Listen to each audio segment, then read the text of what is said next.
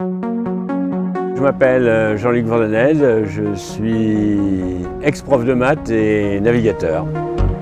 J'ai participé aux 2 premiers Vendée Globe. J'ai fait 6 tours du monde en tout, dont le dernier en sens inverse, dont je détiens toujours le record, et voilà. Je m'appelle Arnaud Boissière, je prépare mon 4e Vendée Globe. La particularité, c'est que j'ai fini les 3 Vendée Globe auxquels j'ai participé. J'ai traversé 27 fois l'Atlantique et je suis un heureux navigateur.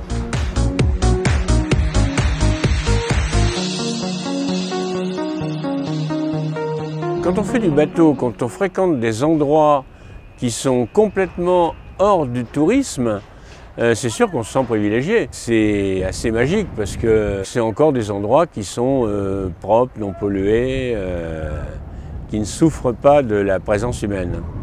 Ce qui m'a marqué dès mon premier Vendée Globe, c'est que tu n'as pas besoin de savoir regarder la carte pour te dire que tu es au large du Brésil. Quand tu regardes l'eau, quand tu regardes ce que tu croises, tu sais que tu es au large du Brésil. Des bidons d'huile, des bidons de gasoil, des bidons tout court, plastique. Et également, moi ça m'est arrivé au large du Brésil, je me retrouvais le bateau arrêté parce qu'il y avait un filet dérivant. Ça fout vraiment les boules, on va dire. Parce que nous, ce qu'on aime, nous marins, c'est croiser les dauphins, on croise des tortues, on croise des trucs assez extraordinaires. Le monde contient plus d'océans que de terre, et donc les océans, c'est évident que c'est un patrimoine commun de l'humanité qu'il faut protéger au maximum. Ça, c'est une évidence. En fait, moi, comme j'ai grandi dans le bassin d'Arcachon, dès que tu naviguais un peu, que tu avais une saloperie dans l'eau, tu disais mince, c'est quoi ce truc-là? Donc rapidement, avant que la télé en parle, on va dire, mais c'était plus égoïstement pour mon petit écosystème, enfin pour l'endroit où j'ai grandi, quoi.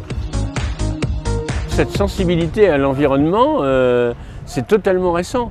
Ça fait 20 ans qu'on s'en occupe. La Marine nationale ne jette plus ses poubelles à la mer depuis peu de temps. Les cargos aussi. Quand on fait le Vendée Globe, quand on fait n'importe quelle course au large, on signe une déclaration sur honneur comme quoi on ne jette rien à l'eau.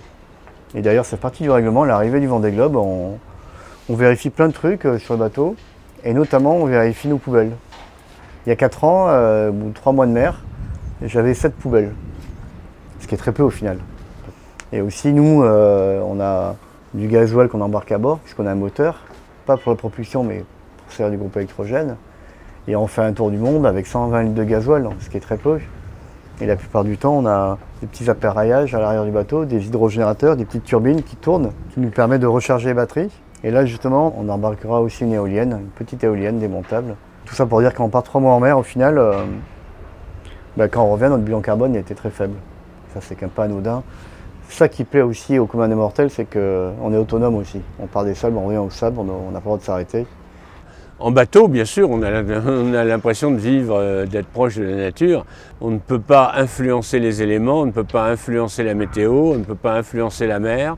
On est sur une petite planète en bateau qu'on essaye de préserver, parce que le bateau, on sait très bien que si notre bateau a des soucis, c'est nous qui aurons des soucis. Alors que le monde, on ne s'en rend pas compte. Le monde s'est dilué, on ne se rend pas compte qu'en ce moment, on est en train de tourner autour du soleil, que la Terre tourne sur elle-même. Tout ça, les gens ne s'en rendent pas compte. Nous, en bateau, on s'en rend compte. L'être humain est écologique quand il naît, quoi. Régulièrement, moi, quand je vais à la plage avec un petit garçon de 4 ans, il y a des saloperies, je repars avec des petites saloperies qui sont tombées à côté. Qui ne nous appartiennent pas à nous, mais on s'en fout. Parce qu'en fait, tout nous appartient.